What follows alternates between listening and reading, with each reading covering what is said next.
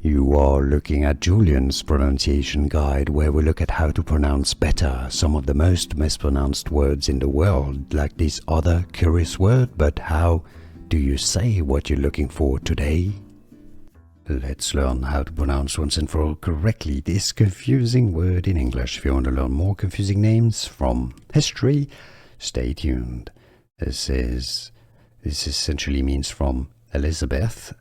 It's the name of an era or an epoch. Elizabethan. Elizabethan. It's an era or an era or an epoch or an epoch. Which one is it? In any case, the pronunciation is as Elizabethan.